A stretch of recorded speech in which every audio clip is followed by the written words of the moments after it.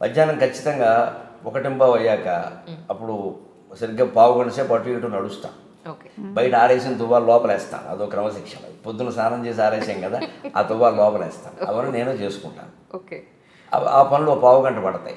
1:30కి పడుకుంటాను, 2:30కి లేస్తాను. Phone cut చేయడమే, సైలెంట్లో పెట్టడం ఉండదు. సైలెంట్లో పెడితే ఎవడో చేస్తాడు, అక్కడ ఉంటుంది, అక్కడ మళ్ళీ నాకు చేయలేదంటాడు. అటువంటి అవకాశం ఎవరికి ఇవ్వను, స్విచ్ ఆఫ్ అంతే. మళ్ళీ ఆయన చేసుకోవలసిందే. ఏమంటే నేను చేశానండి, మీరు నాకు చేయలేదంటే చెయ్యను, నీ అవసరం నువ్వు చేసుకోవాలి. ఎంత ప్రాణ స్నేహితుడైనా అంతే. నాకు ఎందుకు చేసావు కదా, రెండోసారి కూడా నువ్వే చేసుకో, 3 సార్లు చేసుకోలేకపోతే మానేసుకో. అంతేగాని ఏమనుకుంటాడు అనుకోని, బ్రహ్మ సత్యం జగన్ మిథ్య, నాకు అర్థమైంది అనుకుంటే మరీ మంచిది. ఇంకా ఆయన ఫోన్ చేయక్కర్లేదు, ఓ నెంబర్ తీసేయచ్చు. ఇది ఎవరి మీద కోపం కాదు, వ్యతిరేకత కాదు, పూర్తిగా జగత్తత్వం తెలుసున్న మనిషి ఇలాగే ఉంటాడు. నాకు తెలిసి నేను ఋషుల చరిత్రలు చదివాను, ఋషులందరూ ఇలాగే ఉంటారు. అది మనం అలవాటు చేసుకోవాలి. అంతేగాని వారేదో అనుకుంటారు, వీరేదో అనుకోనేయండి. కానీ మంచి వాళ్ళు ఇలా అనుకుంటే పర్వాలేదు. ఇదే స్థానంలో చెడువాళ్ళు కూడా ఇలా చెడు పనులు చేసేవాళ్ళు కూడా ఇలాగే అనుకుంటే, ఇలాగే అంటే నేను చేసిందే కరెక్టు, అది నిజానికి వాడు చెడ్డ పనులు చేసేవాడు అయితేనేమో లోకాన్ని గురించిన భయం ఎప్పుడూ వాడి మనస్సును పీడిస్తూనే ఉంటుంది. వాడు అనుకోలేడు. ముండిగా మూర్ఖంగా కాసేపు అనుకోవచ్చు, కానీ లోపల వాడిని ప్రశ్నిస్తుంది. ఎందుకంటే అందరికీ లోపల ఉన్నది భగవంతుడే. ఈశ్వర సర్వభూతానాం హృదయసే అర్జున తిష్టతి. ఒక మూర్ఖుడు, ఒక దుర్మార్గుడు 10 మర్డర్లు చేసిన వాడు హృదయంలో ఎవడున్నాడో, పరమభక్తుడు హృదయంలో కూడా వాడే ఉన్నాడు. ఆ తత్వంలో తేడా ఏం లేదు. ఉపాధి భేదం, పైన ఉండే శరీరం భేదం, మనస్సు భేదం తప్పితే అసలు తత్వంలో తేడా లేదు. అందుకని అసలు తత్వం అంతఃకరణ ద్వారా వాడిని కొట్టేస్తూనే ఉంటుంది. ఎప్పటికప్పుడు నువ్వేం చేస్తున్నావు. అందుకని చెడ్డవాడు ఇలా ఉండలేడు. ఎవడేమనుకుంటే నాకని కొన్నాళ్ళు ఉంటాడు, తర్వాతైనా వాడు కాల్ చేస్తూ ఉంటుంది లోపల. అదే పాపం పీడించడం అంటే అదే. ఖచ్చితంగా కాల్చేస్తూ ఉంటుంది. వాడు ఎప్పుడు ఈ జన్మ కాదు, వచ్చిన జన్మకైనా మారాలి, తప్పదు. అది వాడి బాధ్యత. అది మనం దాని గురించి అంత బాధపడక్క. అయిపోయిందంటే 2:30కి లేస్తాను. సరిగ్గా లేవగానే స్వచ్ఛ భారత్ చేస్తాను. ఇది మోడీ గారి స్ఫూర్తి. అంటే అంతకుముందు కూడా నాకు కొంచెం ఉంది, కానీ మోడీ గారి స్ఫూర్తి వల్ల ఖచ్చితంగా మన ఇంట్లో మనం చెయ్యాలి అని పెట్టుకుని 2 పూట్ల చేస్తాను. 2 పావు గంటలు, మధ్యాహ్నం 2:30కి, 2:45 వరకు. ఏం చేస్తారు? గూళ్ళన్నీ దులుపుతారు. లైబ్రరీ అంతా తనే దులుపుకుంటారు. గ్రంథాలయం గుడ్డ పెట్టి తుడుచుకుని, చీపురు పెట్టి ఏమన్నా బూజులుంటే తీసేసుకుని. నిజంగా మిమ్మల్ని మొట్టమొదటిసారి చూస్తున్నాను ఈవేళ. అంటే యూట్యూబ్లో ఇంటర్వ్యూల్లో చాలా ఏళ్ళ నుంచి మిమ్మల్ని చూస్తున్నాను, మీ ప్రవచనాలు వింటాను. ఎందుకంటే మరీ మూర్ఖంగా మాట్లాడరు మీరు.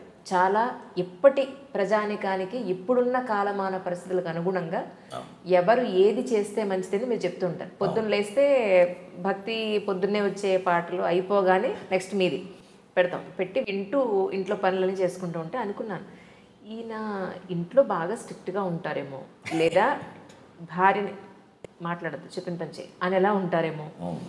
అది ఆ ధోరణి. మీ అభిప్రాయం నిజమే, లోకం అలా ఆలోచిస్తుంది సహజంగా. అంటే మనకి రెండే తెలుసమ్మా. మంచివాడు అన్నవాడిని మీరు ఎవరైనా గమనించండి, కామెంట్స్ ఎలా ఉంటాయి. ఎప్పుడూ మంచివాడే అనుకుంటారు. వాడు లోపల చాలా వంకర పనులు చేస్తాడు, బయటికి తెలియదు. అది బయటికే లోపల మంచి కనపడదు. పెళ్ళాన్ని ఏడిపించుకు తినేస్తాడు ఆ సన్నాసి. ఆ విషయం బయట పండేవాడు. బయట మాత్రం మహిళాభ్యుదయవాదిలో మాట్లాడేస్తాడు. అది నమ్మేస్తారు లోకం.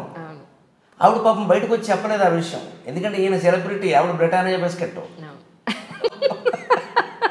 ఆవిడ దగ్గర మైకెట్టాలి కదా, అవకాశం కూడా ఉండాలి. ఒకళ్ళు చెప్పింది దానికో బతకనేడు కదా. అలాగే ఉంటారేమో అని అనుకున్నాను. అలాగే కొంచెం గంభీరంగా ఉండేవాళ్ళని చూసి మనం కోపంగా ఉంటారు అనుకుంటాం. ఖచ్చితంగా ఉండడం వేరు, కఠినంగా ఉండడం వేరు. నేను ఖచ్చితంగా ఉంటాను, కఠినంగా ఉండను. అసలు కాఠిన్యం అనేది నా స్వభావంలోనూ లేదు. చాలా మెత్తటి మనిషి లోపల, కానీ ఖచ్చితంగా ఉంటాను. ఈ సమయానికి ఇది అన్నప్పుడు ఎప్పుడైనా ఈ పూట ఏముందో 1/2 గంట ముందు తినచ్చు కదా అంటే, ఆ మాత్రం తినకపోతే ఏమైందని ఖచ్చితంగా అంటాను. అంటే అది కఠినమే కదా అవుతుంది. అది ఆవిడ అలవాటు పడిన దానిపైగా అది మంచిదని వాళ్ళకి తెలుస్తుంది కదా. 2:30కి లేచి గూళ్ళు దొరుకుతాను. మొమెంటోలమ్మా, మరి మీరు అందరూ ఇచ్చినవి ఏం చేసుకోవాలి? హైదరాబాద్లో అపార్ట్మెంట్ అంటే నేను కొనుక్కున్నా, మొమెంటోలకి 2 లక్షలు అయింది. అది ఎవరిస్తారు? కబోర్డులు నీట్గా క్లీన్ చేసుకుని పెడతాను. నేను శుభ్రంగా నిచ్చెన వేసుకుని పైకి ఎక్కి దులిపి, అది నెలకోసారి లెక్కాలి. ఒక గూడు దులిపామంటే మళ్ళీ నెలకు దొరకాలి. ఒక కాగితం రాసుకుని పెట్టుకుంటారు, తుడిచిన తేదీ. ఈవేళ దులిపారనుకో, ఈవేళ తేదీ వేస్తారు. ఆ గూళ్ళో తుడిచిన తేదీ అని ఎర్రసెరతో రాసి ఆ తేదీ నా నీళ్ళ ఇంకుతో రాస్తాను, అక్కడ పెడతాను. గూళ్ళో మళ్ళీ ఒకసారి ఎప్పుడైనా అసలు ఈ మధ్య తుడిచినట్టు లేదు అనిపిస్తే ఆ తేదీ చూస్తారు బాబాయ్ నెల దాటిపోయింది తుడవాలి అని వెంటనే చేస్తాను గుర్తు కోసం అది. ఓకే, స్వచ్ఛ భారత్ చేస్తారు. ప్రక్కన స్వచ్ఛ భారత్. అప్పుడు సరిగ్గా పావు తక్కువ 3 అయ్యాక ఉత్తరాలు అవి రాస్తాం. ఖచ్చితంగా ఎప్పటికైనా ఉత్తరాలు రాస్తాను. నాకు ఉత్తరం రాసిన ప్రతి ఒక్కరికి నేను సమాధానం ఇస్తాను. మరి ఇంక ఊరికే నేను క్షేమం మీరు క్షేమం అంటే నేను చెప్పాల్సిందే లేదు. కానీ అలాంటివి ఇప్పుడేమో లేవు. ఏవో సందేహాలు అడుగుతారు, లేకపోతే ఏదో ఖచ్చితంగా రాస్తాం. పోస్ట్ కార్డులు అయితే సుమారుగా 99% పోస్ట్ కార్డులే రాస్తాం. అంతేకాదు 3 మంది కవులు పుస్తకాలు పంపిస్తాను, రచయితలు పుస్తకాలు పంపిస్తాను. వాటికి ఖచ్చితంగా నేను చదివి అభిప్రాయం రాస్తాను. ఆలస్యం అవ్వచ్చు, 15 రోజులు కావచ్చు, నెల పట్టదు. అక్కడ ఒక పద్ధతిగా ఉంటాయి. పావు తక్కువ 3 నుంచి 3:30 వరకు ఆ పని చేస్తాను 45 నిమిషాలు. ముందు ఉత్తరాలు రాయడం, తర్వాత పుస్తకాలకు అభిప్రాయాలు రాయడం, తర్వాత ఇంకో పని ఏంటంటే నాకు ఉపయోగపడేది, లోకానికి ఉపయోగపడేది చెబుతున్నాను. ఏ పుస్తకం చదివినా సరే నేను చదివేటప్పుడే పెన్ను దగ్గర ఉంటుంది. పెన్ను దగ్గర లేకుండా నేను చదవను. ఖచ్చితంగా ఆ పుస్తకంలో ఎంతవరకు చదివామో తెలియడానికి ఒక కాగితం పెట్టుకుంటాను. ఎంతవరకు అని రాసి, అతి ముఖ్యం అని రాసి ఇంకో కాగితం పెట్టుకుంటాను. ఈ చదువుతున్నప్పుడు ముఖ్యమైన శ్లోకాలు, పద్యాలు, విషయాలు ఏమైనా వస్తే వాటిని ఆ పుస్తకానికి వెనకాల తెలకైతే ఒకటైనా ఉంటుంది కదా కనీసం, అతి ముఖ్యం అని రాసి ఆ పేజీ నెంబర్ అక్కడ వేసి అందులో ఏముంది, దాంపత్యం గురించి ఉందా, 17వ పేజీ దాంప అని. దాంప అంటే దాంపత్యమే అనేది సంక్షిప్తంగా. రోజు మళ్ళీ మర్నాడు అరగంటకో గంటకో ఈ పుస్తకం చదువుతాం కదా అదే సమయానికి. అప్పుడు ఈ ముందు రాసుకున్న అతి ముఖ్యమైన విషయాలు 4 చదివి అప్పుడు ఈ పుస్తకం మళ్ళీ చదువుతాం. అప్పుడు అతి ముఖ్యమైన మనస్సులో అలా ఆవృత అవుతుంటే గుర్తుండగా ఏమవుతాయేమో ధారణ రహస్యం ఇది. ఇదేదో అకస్మాత్తుగా వస్తుంది అంటే నమస్కారం, నేనేం చెప్పను. మీకు ఉందండి, మీకు సహజం అండి, మీకు పూర్వజన్మ సుకృతం అండి, వారికి 3 నమస్కారాలు. మనం ఏం చేయాలి? కృషి చేస్తే వస్తుంది, మొద్దు కూడా వస్తుంది. కృషి చేయాలి, చెయ్యరు, ఏదో చెప్పేస్తారు అంతే. మొత్తం 1000 పద్యాలు అప్పగించినా 1,00,000 పద్యాలు అప్పగించినా నేను ఇలాగే అప్పగించాను. ఒక సాధన చేశాను. దానికి దైవానుగ్రహం లేకుండా ఏదీ సాధ్యం కాదమ్మా. అసలు ఆ స్ఫురణే దైవానుగ్రహం. మనం వినియోగించుకుంటున్న శక్తి అంతా దైవానుగ్రహం. అంచేత మనం ధారణ కాదు, ఊపిరి పీల్చినా దైవానుగ్రహంతోనే జరుగుతుంది. దానికి వ్యతిరేకం కాదు. పురుష ప్రయత్నం ఎప్పుడు దైవానుగ్రహానికి వ్యతిరేకం కాదు. దైవానుగ్రహం సంపూర్ణంగా ఉంది, మనం దాన్ని వినియోగించుకోవాలి. ఈ కృషి ద్వారా వినియోగించుకోవాలి. అప్పుడు ఈ ఉత్తరాలు రాయడం, పుస్తకాలకు అభిప్రాయాలు కూడా అయిపోతే ఇంకా సమయం ఉంటే ఈ అతి ముఖ్యమైనవి వేరే ఓ డైరీలో ఎక్కిస్తాను. అలా ఎక్కించినవి ఇప్పుడు నా దగ్గర 6 డైరీలు ఉన్నాయి. ఆ ఎక్కించిన విషయాలు ఒక 2000 పైగా ఉన్నాయి. పద్యాలు, శ్లోకాలు, సూక్తులు, సామెతలు, లేదా లోకజ్ఞాన విషయాలు, నాకు తెలియని విషయం ఏదైనా సరే. ఇటీవల ఏదో రేపు 14వ తారీఖు చంద్రయాన్ గురించి ఏదో జరుగుతుంది కదా, మన వాళ్ళు పంపిస్తారు. చంద్రుడి గురించిన విశేషాలన్నీ ఈనాడు దినపత్రికలో వస్తున్నాయి. నేను అవి నోట్ చేసుకుంటున్నాను కొన్ని ముఖ్యమైన విషయాలు నా డైరీలో. నాకు తెలియదు, అది తెలియని రాసుకుని మనం తెలుసుకుని చెప్తే ఇంకా బాగుంటుంది కదా.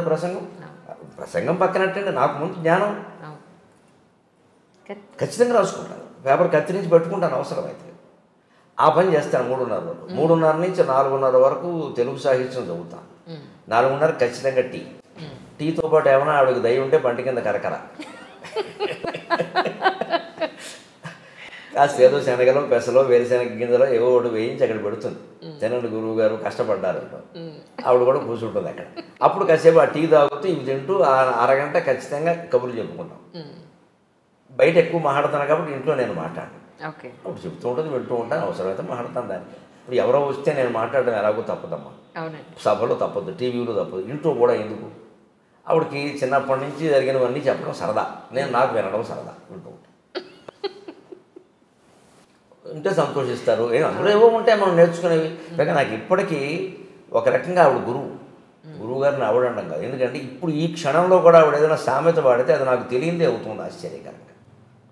నేను ఇప్పటికీ ఆశ్చర్యపోతా భాష విషయంలో. వాళ్ళది అన్నవరం, మాదేమో మా సొంతం తాడేపల్లిగూడెం. కాకినాడలో ఎక్కువ ఉన్నాను నేను. తాడేపల్లిగూడెం కాకినాడ ఏముంది, తూర్పు పశ్చిమ గోదావరి కదా. కానీ ఆవిడ వాడేటువంటి సామెతలు కొన్ని నాకు ఎప్పటికి తెలియవు, నేను ఎప్పుడు వినలేదు వాటిని. నేను ఒకసారి మళ్ళీ ఏనంటే ఆవిడకి భయం అంటే తప్పేమన్నా అన్నాడు. తప్పేం అనలేదు, నాకు తెలుసుకోవాలని ఉందంటే. మీరు తెలుసుకోవడం ఏంటి అటు లేదు, తెలుసుకోవాలంటే అలాంటి సామెతలు వాడుతాం. అవి నేను తెలుసుకుని టీవీలో చెప్పిన సందర్భాలు చాలా.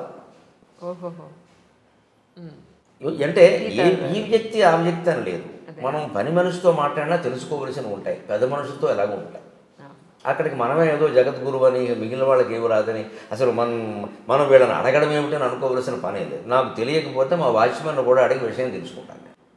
ఆ విషయం వాడు చెప్పాడనే విషయం బయటకు కూడా చెబుతాను. నాకేం భయం ఏం లేదు, అందులో మొహమాటం లేదు. అతను ఆ విషయంలో నాకు చెప్పాడు, తప్పే ఉంది, నాకు తెలియదు కదా అది. అలాగే ఉండి 4:30కి టీ తాగాక 5 నుంచి 6 వరకు సంస్కృత సాహిత్యం చదువుతాం. అరగంట కొన్ని పుస్తకాలు గంట ఉంటాయి, పుస్తకాన్ని బట్టి ఉంటుంది, అది చదువుతాం. 6ంటికి ఖచ్చితంగా స్నానం, సంధ్యావందనం, జపం. 7 వరకు అంతే. అరగంట ప్రత్యేకంగా వెళ్ళి చోటు కూర్చుంటాం. సంధ్యావందనం కూడా అయిపోయాక కేవలం శివ పంచాక్షరి జపించుకుంటూ అలా అది ఒక్కోసారి అది మర్చిపోయి మౌనంలోకి వెళ్ళిపోతాం. భగవంతుడు దయ, అది మనం ఏం చేయాలి, అది జపించడం వరకే మన పని. ఆ సమాధి స్థితితో ఏదో ఎప్పుడు వస్తున్నది ఆయన దయ, మనం ఏం చేయాలి. కానీ మన ప్రయత్నం మనం చేయాలి. మాట్లాడకుండా తలుపు కూడా చిడత కూడా వేసేసి రోజుకు 3 గంటలు నాకు దూరం అయిపోతున్నారు. చిడత వేసానని చిడత వేయకపోతే దూరం కాదు. అంటే మనసులో ఏమనిపిస్తుంది సహజంగా, అంత వేసేసారంటే నేను వస్తే ఇబ్బంది అని అనిపిస్తుంది, కానీ అర్థం చేసుకుంటుంది. అందుకోసం ఆ అనుబంధం అది అర్థం చేసుకుంటుంది. పైగా ఏముంటుందంటే ఎప్పుడైనా జపానికి వెళ్తున్నట్టు చేయండి, అదేమని కాపాడుతుంది. నిజమే కదా, అది కాకపోతే ఎవరు కాపాడతారమ్మా? భగవంతుడు కాకపోతే కాపాడేవాడు ఎవరు? అంటే అంతటా ఉన్నది ఆయన, అందరినీ కాపాడవలసింది ఆయనే. ప్రపంచంలో ఎన్ని దారుణమైన పరిణామాలు జరిగినా, మనం ఎన్ని వ్యాసాలు రాసినా, ఎన్ని ఉపన్యాసాలు ఇచ్చినా, ఐక్యరాజ్యం తీర్మానం చేసినా బాగుపడుతుందని చెప్పలేం. కానీ భగవంతుడికి విజ్ఞప్తి చేస్తే బాగుపడుతుంది. ఎందుకంటే మూలం అది, మూలానికే వైద్యం చేయాలి. అంచేత నాకు కోపం వస్తే ఒకసారి ఇది నీది, మమ్మల్ని అంటే ఏంటి, బాగు చేసుకోలేదా మానుకో అని అంత బెదిరించినట్టు కూడా నేను పద్యాలేదు. నీవా కనపడవెంత మొత్తుకొని అమ్మవారు, మా అమ్మవారు ఫోటో ముందు నిలబడి మేము నిర్ణయాలు తీసుకుంటాం. మా జీవితంలో ముఖ్యమైనప్పుడు కొన్ని సందర్భాల్లో కుటుంబపరంగా తీసుకోక తప్పదు కదా. తీసుకున్నది ఏమవుతుందో అని బెంగ వస్తుంది ఒకసారి. ఇప్పుడు కుటుంబంతో లోకంతో కూడా పరిస్థితి ఎలా ఉంటుందంటే, మొత్తం వదిలేసినా ఇబ్బంది, మొత్తం మన మీద పెట్టుకున్నా ఇబ్బంది. రెండు కష్టమే. పూర్తిగా మన మీద పెట్టుకున్నామో, అయ్యో వీడి జీవితాన్ని మనం పాడు చేస్తున్నామేమో అనిపిస్తుంది, వాడి నిర్ణయం మంచిదేమో అని. అలాగే వదిలేద్దామంటే ఏమైపోతారో అనిపిస్తుంది. అటువంటిప్పుడు నేను ఎలా మొత్తుకుంటానంటే అమ్మవారితో, నీవా కనపడవెంత మొత్తుకొని నేనే స్వయం నిర్ణయాలేవో కొన్నిటి చేసినా నన్నుచు నన్నే నింద చేయన్ భవానీ వేరెవ్వరు దిక్కునాకిక.